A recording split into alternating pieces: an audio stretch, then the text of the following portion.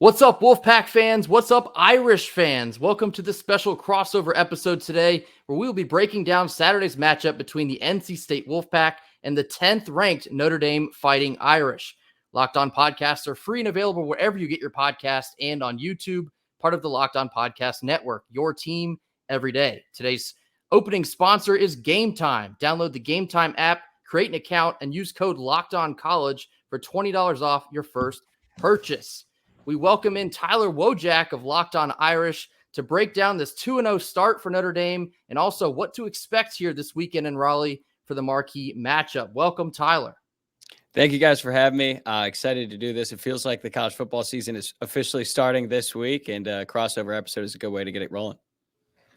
Yeah, I kind of want to get into that because, unofficially, it is kind of the first week of the year for the Irish. Of course, they are 2-0. They've benefited from, I guess, maybe a cupcake schedule in their first two games, but not to say they haven't looked impressive in doing so. Sam Hartman has been virtually everything as advertised. The offense has been rolling. The defense has been stiff. The last time these two teams faced each other was in 2017. That was the game that we saw Josh Adams run all over NC State, over 200 yards on the ground, and the Irish literally ran away with a 35-14 victory.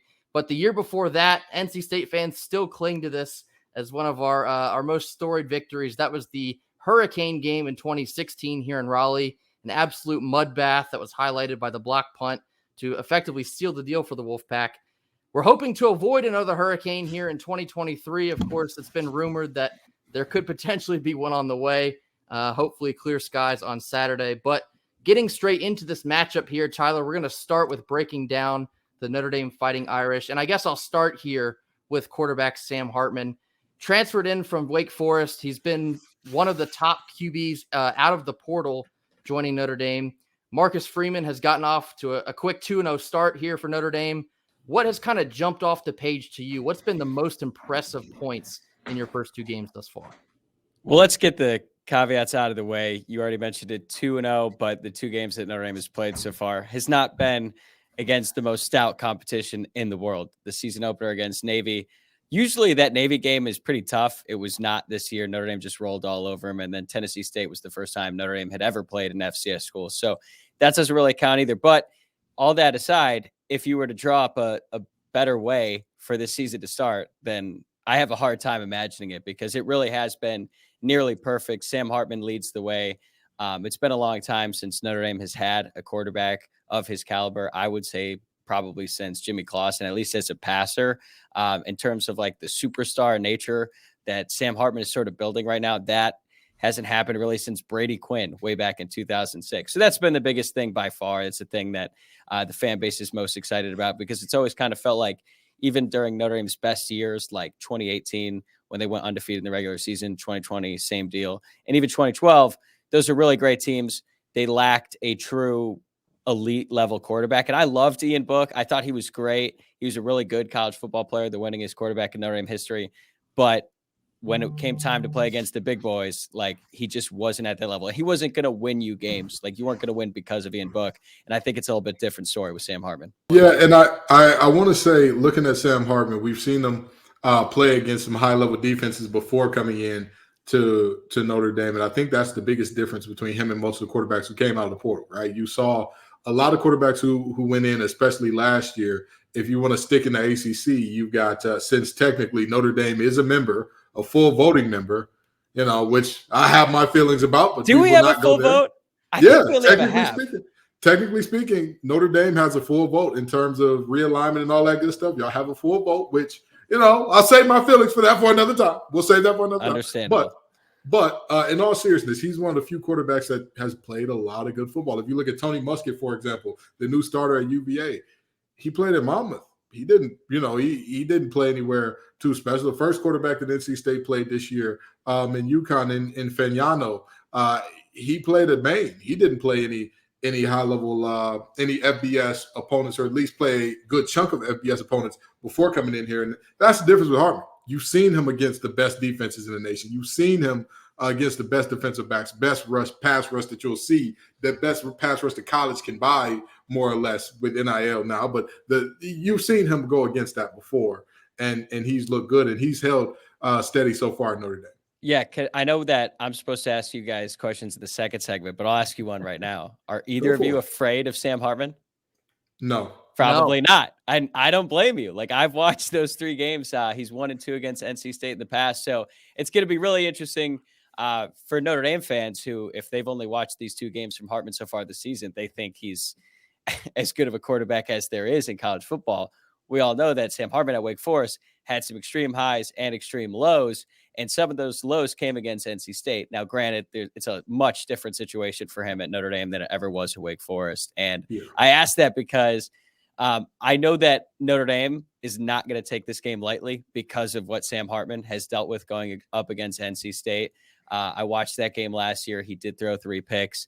Granted, he did also throw the ball 48 times in that game. And I think Wake Forest's rushing attack helped him out by getting 17 total rushing yards on 25 attempts. So he's really had to put the team on his back, or he had to, at least when he was at Wake Forest. I don't think that's going to be the case now, but it's really his first big test and really the team's test. But it's going to be interesting to see Sam Hartman going up against quality competition like NC State. Right. And of course, the Notre Dame offense, the headliner is always going to be Sam Hartman, but I want to hear more about what else you guys have under the hood. And Kenton and I actually had this take, I believe it was either Tuesday or Wednesday's episode, but we said that Sam Hartman's receiving core at Wake Forest was better than the receiving core that he has here at Notre Dame. I want to give you the chance to defend them here. Honestly, it's from your perspective, it's hard to disagree with that. Notre Dame doesn't have a player, at least right now, that has proven to be as capable as a guy like A.T. Perry was at Wake Forest. He was awesome.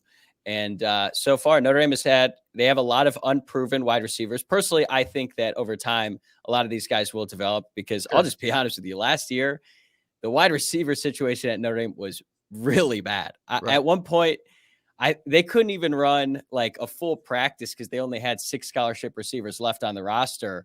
But Chancey Stuckey came in. He's the wide receivers coach. He's totally revamped that room, signed 4 guys last year, and expect 2 of them, 2 true freshmen to play. Shane Greathouse, he had 2 touchdowns against Navy, and then Rico Flores, he's from California. He's a real part of the rotation now. So I would say Notre Dame lacks an explosive wide receiver number 1. Okay. But the way that Sam Hartman has been distributing the ball, at least through the first 2 games, he's been getting it all over the field, like a bunch of different guys getting catches. Notre Dame doesn't have a Michael Mayer level tight end like they have in the past, but they have some very capable pass catchers there at tight end as well. So I'm not even going to push back on that too much until a receiver at Notre Dame really steps up and plays at the level that someone like A.T. Perry did. But I think the depth of the room, top to bottom, is a little bit better than maybe what he had at Wake Forest. And I think this is a great measuring stick for the wide receivers as well, because NC State is a great secondary. And if someone were to step up in this game, I think it would say a lot about their capabilities, whoever that player may be. For sure. Absolutely. And let's get into the other side of the ball, because I played defensive line in college. I want to talk about your defense. I want to talk about the guys who are made for the stops. You've got Marcus Freeman, who was never a head coach before this, specifically defensive coordinator and all that coming into this. What is it that makes this defense so special that you've allowed 6 points coming in through your first 3 games, or 2 games, rather? So honestly, I think the best position group on the defense hasn't really even had a chance to showcase itself yet, because I think Notre Dame's cornerbacks, that duo between Benjamin Morris and Cam Hart, is exceptional. But when you're playing Navy, they don't really get to do a lot at cornerback. Right. Sure. And even at safety, they're in there to tackle. So you can't really take too much from that game from the defensive side of the ball, because they're going up against the triple option. So far, it's really been the linebackers. Notre Dame has a really experienced group of linebackers. They're 3 fifth-year seniors in J.D. Bertrand, Maris Leofau, and Jack Kaiser. I think they've played so much football at the college level, and they've been really stout so far. And one thing that's great about having 3 veteran guys at the position is Notre Dame has played Navy and Tennessee State both in their season openers. And Al Golden, the defensive coordinator, has said that both teams showed some exotic looks, something that they had never seen before on film. But Al Golden was able to adjust on the fly mid-game. And certainly it helps when you have those veteran linebackers who are able to recognize that and then execute the adjustments in the game. So far this season, I think the most impressive group has been the linebackers. But in this game against NC State, I'm really excited to watch the quarterbacks, because I think it's their first real chance to shine. Good deal. All All right. righty, So fair enough. last Notre Dame question here, and I want to jump back to the offense here briefly because I do think ultimately this will likely be the deciding factor in the game. I want to talk about Audric Estime. Okay. He has been a bull in a china shop here these first two games for the Irish. What can you expect now facing, I guess, I don't want to say a real defense. What do you expect from Estime in this game facing an NC State defense that really prides itself on run defense? What are you looking for there? A lot more carries from him than we've Okay. seen so far this season because Notre Dame has been rotating a lot at running back. And I think part of that is because they're conserving Estimate, not just for this game, but all season long because he's such a big guy, because he absorbs so much contact. But he is just a massive dude. He's listed at like 227 pounds. He looks way bigger. He looks Yeah. bigger than most linebackers. And there's not like an ounce of body fat on him. So he leads the country with 16 forced missed tackles so far this season. He averages over 5 yards after contact. So I know that NC State was really good at stopping the run last year. And I think that Notre Dame's identity is all about their physicality, and who better to sort of lead that charge than a guy like Audric Estime, who is built like a bull. So I expect him to get more carries in this game than he has all season. Like I said, they've been rotating a lot. They've been sort of conserving him to an extent, but I expect them to really lean on him in this game and try to set the tone, not just for this game, but potentially the season going forward. No doubt. Well, in just a minute here, we're going to basically flip chairs. Tyler will interview Kent and I about what to look for during NC State. But first, a word from our sponsors. Our first sponsor today is LinkedIn. These days, every new potential hire can feel like a high-stakes wager for your small business. You want to be 100% certain that you have the best access to the best qualified candidates available. That's why you have to check out LinkedIn Jobs. LinkedIn Jobs helps find the right people for your team faster and for free. Just add your job with the purple hashtag hiring frame to your LinkedIn profile to spread the word that you are hiring. These simple tools like screening questions to make it easy to focus on candidates with just the right skills and experience so you can quickly prioritize who you would like to interview and hire. It's why small businesses rate LinkedIn Jobs #1 in delivering quality hires versus leading competitors. LinkedIn Jobs helps you find the qualified candidates you want to talk to faster and for free. Post your job for free at linkedin.com/lockedoncollege. That's linkedin.com/lockedoncollege to post your job for free. Terms and conditions apply. Okay, we've talked a lot about the Notre Dame side of things. I'm excited to hear about NC State and the challenge that they'll present to Notre Dame this weekend. And we've talked a lot about Sam Hartman, but we haven't really talked a lot about Brennan Armstrong, the transfer quarterback from Virginia. This will be his second start for NC State, and I'm not sure. I guess we'll start there. Ken, what do you take away from the UConn season opener, and how do you think that'll translate into this game, specifically for Brennan Armstrong? Brennan Armstrong isn't afraid to put his body on the line. We knew that already coming in, but when you think about a fifth-year guy, when you think about a guy that's protecting his NFL draft stock and all that, you normally think to yourself, oh, this is a guy that doesn't want to take hits. He's going to be real averse with how he puts with the situation he puts himself in. Brennan Armstrong don't care. The man is the Jeff Hardy of college football. He is going off the top rope every single time if that's what he feels like the team needs to win. With that being said, the offensive line didn't really provide enough time for him to truly show a full display or his full arsenal. But that's one thing that I took away from this that I was a little surprised about, because we've seen him in the past get hurt and banged up playing like that. And so you think to yourself, all right, this ain't a linebacker. This ain't a defensive end. This ain't a hard-hitting safety. This is a quarterback. After you get hurt playing quarterback that way, you think that you go back and adjust entirely your game plan. Not him. He's still rolling and trucking and doing what he's got to do. And hey, that's part of the reason why I really liked him, especially when he's at Virginia in that 2021 season. I mean, the dude is a dog. But you're right. Sometimes when you play like that, it can catch up to you. And he actually missed the game against Notre Dame in 2021 while he was at Virginia because he was dealing with injuries. And Grayson, that season in 2021 for Armstrong compared to what he did in 2022, it's like two different players. I almost refuse to believe that it was the same player at quarterback. Now he's obviously reunited with Robert Anae, the offensive coordinator at NC State. What have they said, both Anae and Armstrong, about their reunion and how Armstrong could build off last season and sort of return to that 2021 form?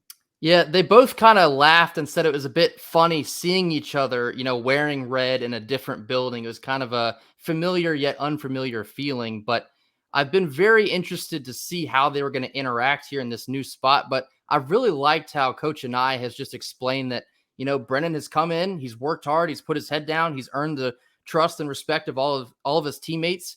And that is why you're seeing him QB1. That's why he's leading this team. And, the selling point for a lot of NC State fans are, okay, well, we saw what you guys did in 2021. Now you bring that over here because we want some of that too. And yeah, you mentioned Brennan's 2022 season. UVA was just a mess. There's really no other way to phrase it last year.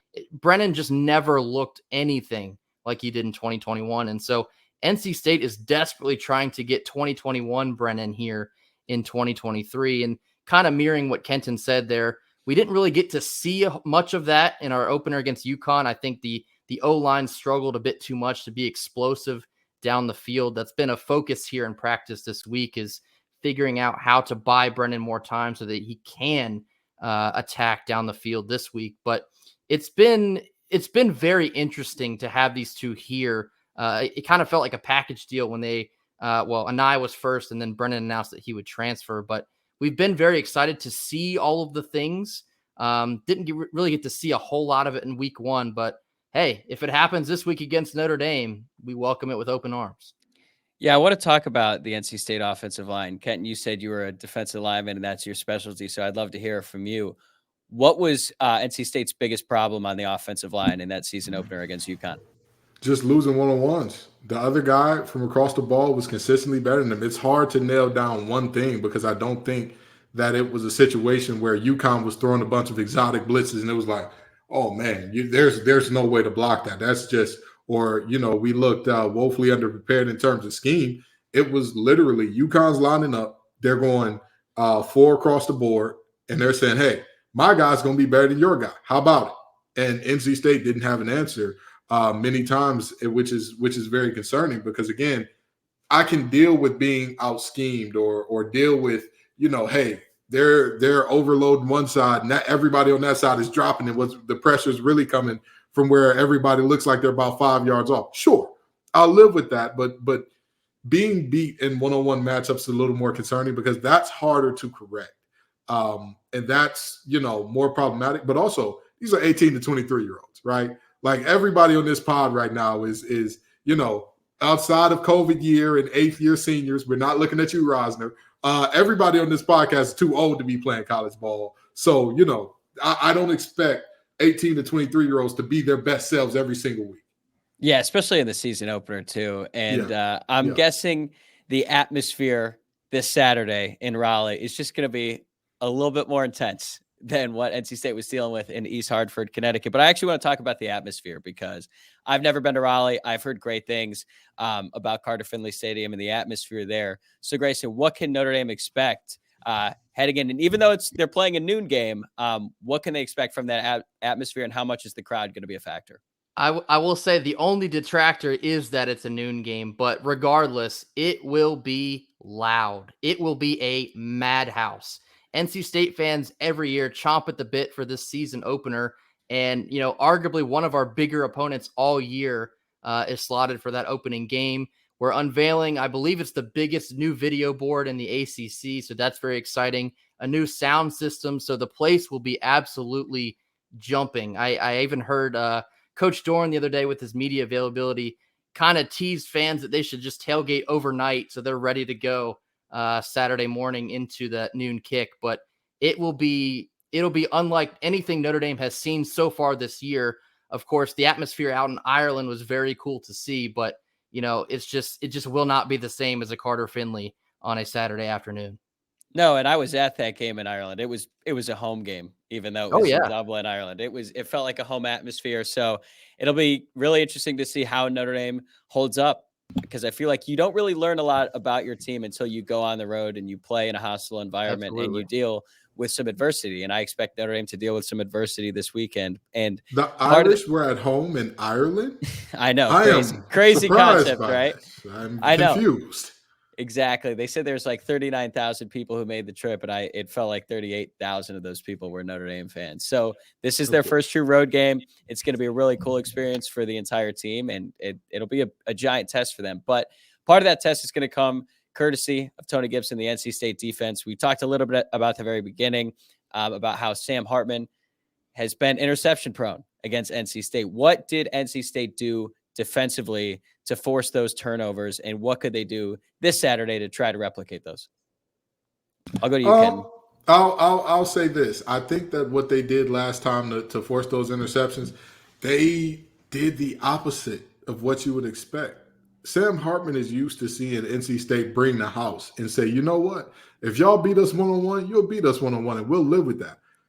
At multiple points in last year's game, I'm glad I'm bald because I would have pulled out hair if I had any, because I'm saying, why are we dropping 8? Why are we dropping? Oh, there's an interception. Okay, well, maybe that Gibson guy is a knower of ball, but seriously, that's probably what they did. I mean, there was a lot of the passing lanes just were non-existent. The passing lanes were just non-existent, and the reality is very simple. When you can stop the run with only 4 to 5 in the box, at that point in time, stopping the pass becomes way easier because you have more bodies to commit to the passing game, which again, NC State by and large last year, if you look at our blitz percentage or look at our percentage of dropping 8, that was by far our highest game. Yeah, and adding in here real fast, something that Tony Gibson excels at is disguising his blitz packages. And something I heard him say on one of our ACC media days here just weeks ago is he said, when we go to Vegas, we don't play $5 blackjack. We're going all in. And so this is a guy that will not be afraid of Sam Hartman. The secondary will not be afraid of Sam Hartman. We've seen him before. Of course, he is driving a shiny new chrome car now, but we're very accustomed to what he's able to do on the field. And I think the NC State defense is going to feel pretty confident about their skills against his. Ken, how do you feel about NC State's defensive line going up against Notre Dame's offensive front? Because every year the offensive line is really going to take Notre Dame as far as they go. Basically, this year Notre Dame has 2 really strong tackles led by Joe Alt. He could be the first offensive tackle taken off the board in this year's NFL draft. But NC State is certainly a formidable opponent, especially on that D-line. I said this before on Locked on Wolfpack, and I'll say it now. One of the best things that could have ever happened to NC State happened. Some of our captains and our leaders did not play well against UConn. That is what you absolutely want to see, because now you can light a fire under the entire team via sending a message to the stars and saying, "Hey, Davin Van, this 70-something yard run, this is on your head. This B gap here, this is your gap. You don't cross the tackle's face. The guards see the tackle seals you off. We've got 2 hats in the gap, and what happens? If you're not in your gap, the ball will always find it. Well, guess what? This week, if you do that, Joe Alt is going to have a field day. Estime is going to have a field day. You're going to have a 200. Listen, I'm sorry. I'm not buying 225. Y'all can say that all you want. No, I'm with you. I don't believe it either. I know. I've seen rosters live before. That you're going to have a 235 to 40-pound freight train running at your 190-pound soaking wet safety completely unmolested. Is that what you want for your defense? Absolutely not. So with that being said, I think that this will be a much better battle than folks think in the running game. I think the passing game is where Alt and company would have a more decided advantage. I believe the other tackle is, I believe, Gaines. Am I correct there? Or for Notre Dame, Blake Fisher. Blake Fisher, that's his name. Blake Fisher is another guy that he excels in the passing game as well. And I think that both of those guys are going to present a lot of problems in terms of getting pressure just with rushing 3 or 4. But with that being said, I think that this running game is going to be a heck of a battle to watch. There's going to be NC State prides themselves on the ability to do what they want to do up front and stop the run without having to commit a bunch of bodies to it. Notre Dame prides themselves on hitting people in the mouth, being the big bad bully when they show up on the field. So it's going to be a great matchup to see. Without a doubt. Now that we've covered it from the Notre Dame side, the NC State side, I think it's time for some predictions. That's coming up right after this. College football season is here, and this season, Locked On is kicking up our coverage with Locked On College Football Live. Each Friday, Locked On will go live from 11 a.m. to 1 p.m. Eastern on every Locked On College YouTube channel. College Football Kickoff Live will cover playoff implications, conference rivalry games, and go in-depth like only Locked On can. Our stable of Locked On College hosts covering their team every day. Find Locked On College Football Kickoff Live every Friday from 11 a.m. to 1 p.m. Eastern on any Locked On College YouTube channel. You won't want to miss it. Our second sponsor for today is Gametime. If you're looking for last-minute tickets to this big-time Notre Dame NC State game this Saturday in Raleigh, look no further than Gametime. Forget planning months in advance, especially because you got about 48 hours. Gametime has deals on tickets right up to the day of the event. Get exclusive flash deals on tickets for football, basketball, you name it, Gametime has got it. The Gametime guarantee means you'll always get the best prices. If you find tickets in the same section and row for less, Gametime will credit you up to 110% of the difference. That is incredible. So, download the Gametime app, create an account, and use code LOCKEDONCollege for $20 off your first purchase. Terms apply. And again, create an account, use redeem code LOCKEDONCollege for $20 off. Download Gametime today. Last-minute tickets, lowest price guaranteed. All right, now we're going to be closing out this crossover episode with some predictions. So, Tyler, we will start with you. If NC State is able to pull off this upset, fill in the blank for me. What happens? I think they caused a lot of turnovers. I think they forced Sam Hartman into the Sam Hartman of old, and he got a little erratic. But honestly, in order for that to happen, they're probably going to have to contain the run game. I don't know if you're going to be able to completely stop Notre Dame from running the ball, but if you get Notre Dame, if you stuff them on some first and second downs and you force Notre Dame into some third and longs, and like we've talked about a lot in this podcast already, Notre Dame hasn't really had a real proven wide receiver step up this season when it really matters. So if you're able to stop the run and contain it to an extent and force Sam Hartman into some throws that, frankly, he doesn't really want to make, create some havoc plays, create some turnovers, then Notre Dame could be in a situation late in the fourth quarter where they're in a hostile environment, their backs against the ball. And up to this point, we haven't seen what Notre Dame can do in that situation just because the situation hasn't presented itself. So if NC State is able to force some turnovers, I think this game could go down to the wire. Certainly hoping so. Of course, like we mentioned, Sam Hartman has been a bit turnover prone facing NC State, but we're going to have to see if his new situation produces some different results for him. Yeah, and I absolutely agree with the turnover bit, because I'll tell you this much. Not only is it the turnovers that I think would be important here in terms of who wins that battle, but just if this game is exciting, I think that plays to NC State's hands a lot, because when you think of an exciting game, you think of what? Ton of big plays being hit all over the place. And when you think of which team has the better big play capability at the moment, you probably say NC State in this matchup as we know it. Yeah, and you mentioned the explosive plays that NC State lacked against UConn. You might not need that many if you're causing turnovers and getting the ball in short field and giving your offense not that far to go in order to score some points. But Right. Kenton, I'll flip it back to you. Notre Dame wins this game if blank. Notre Dame wins this game if they make it boring. I just talked about being exciting and hitting all the big plays. If Notre Dame is able to make this a hard to watch, we're going to get 6.5 yards per carry, nothing sexy, just straight power football. Hey, we're going to gap football. This is right where we're running. Aim off the outside leg of the guard, inside leg of the tackle, and make something shake.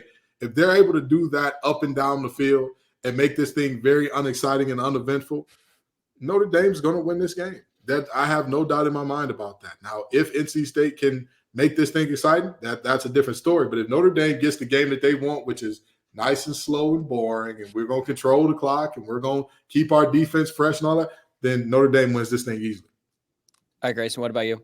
Yeah, I kind of want to echo Kenton here. I believe Notre Dame will win if they can successfully play bully ball. You know, we hear a lot about the physicality on both sides of the ball, the strength in the offensive line. The defensive line is going to be going up against an offensive line, NC State, that had some rough sledding in week one. So if Notre Dame is able to control the line of scrimmage like they have been accustomed to doing so far this year, then yeah, I think they very well could make it a boring game. And if you get the crowd out of it early, if you get, NC State playing from behind, it could get ugly, unfortunately. But I'm still expecting a pretty decent game for at least 3 quarters, hopefully. But I think if Notre Dame's going to win this game, they're just going to come in and out physical NC State. Yeah, that's sort of the team's identity. That's been sort of the mantra all throughout fall camp. I heard plenty about how Notre Dame's practices were some of the most physical and tenacious practices that they've seen in a long time. And sometimes when you hear that coming out of camp, it feels like lip service. But then we started to see it on the field on Saturdays. And even though they were playing Navy and Tennessee State, it's a physical group on both sides of the ball. So this will be their first chance to really establish that identity going up against a team who's actually quality. So we've talked a little bit about what it's going to take for either team to win. I think it's time we get to some predictions. Kenton, you want to give me a final score and maybe what happened? This is tough because I hate to say this, but I'm going to sound like the head coach from FDU. The more that I watch this Notre Dame team, the more I think NC State can beat this team. The more I watch, the more I think, hold on now, if Tennessee State can keep this thing close and can sustain the drive here, I don't know why NC State wouldn't be able to. But with that being said, I don't know if we can hold up against the run for 4 quarters while also breaking in some new linebackers who played a good amount of ball, but this isn't the senior-laden, extremely experienced. Everybody was at least 4 years in the program group of guys we had last year. And gap discipline was a problem last week, but the only positive about that is Notre Dame doesn't run a ton of zone. They're a power gap scheme, which means you know where it's coming. You know it's downhill, maybe bounce outside. You know the place is going to be. So I think that Notre Dame wins a close one, 24-21. All right, Grayson, what do you think? All right. Yeah. So, I mean, my concerns here are still with the physicality. I'm a bit concerned that Notre Dame will essentially bully us into submission. Kent and I gave our season predictions for NC State about a week ago. We both actually predicted that Notre Dame wins this game. Despite a week of, drumming up my best optimism, I'm still going to pick the Irish here. I think they're going to essentially run away with it late. I think they're just going to control the line of scrimmage for most of the game. And I don't necessarily think they'll win because of Sam Hartman, but I think you're going to see, somebody driving a nicer car than what he previously was. So I have Notre Dame by a score of 31-16. Okay, so we're pretty close because I predicted on my show yesterday that Notre Dame would win 31-20.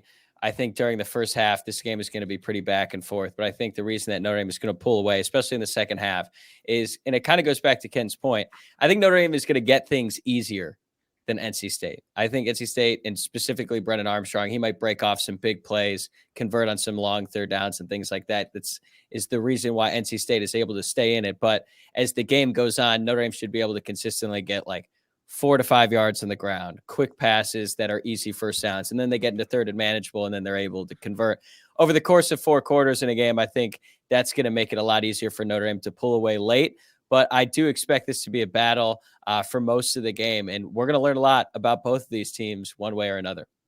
I'll say this. I said this about Duke and Clemson last week, and I'll say it again for this. Yes, I have Notre Dame, but this is not. Y'all both got a double-digit spread. I'm not necessarily sure if I go there. I'm not necessarily sure because these teams, it's the old saying that fighters don't make fights, styles make fights. This is a situation where the things that these teams do well and poorly perfectly match up with one another. NC State loves stopping the run with minimal amount of bodies in the box, but if they do decide, hey, let's commit some extra down there, then you're counting on Notre Dame being able to win on the perimeter, where defensively, that's probably NC State's strength.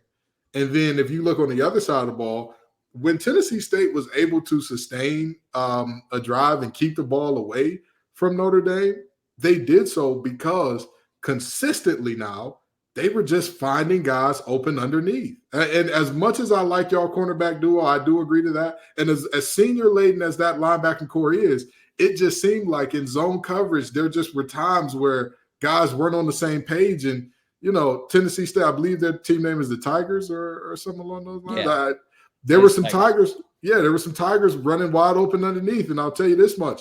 That was the main place that NC State made hay in the passing game last week. So if that is the case and KC is able to get a bunch of passes that are 5 and out, if you're able to get Julian Gray the ball a lot underneath and let him do his thing, don't be surprised if NC State fans, I don't know if they'd storm the field. They probably storm the field. Right? They would storm the field. Yeah, they don't be surprised if you see some folks standing on Tuffy having a party. This marquee matchup will begin at 12 p.m. Saturday on ABC. Of course, the spread is Notre Dame by about a touchdown. It's 7.5 at the moment. But that will do it for us here on this crossover episode. Tyler Wojciak of Locked On Irish. Thank you, Tyler, for hanging out with us, breaking down this big time game on Saturday. We're looking forward to a great one. Me too, man. Can't wait.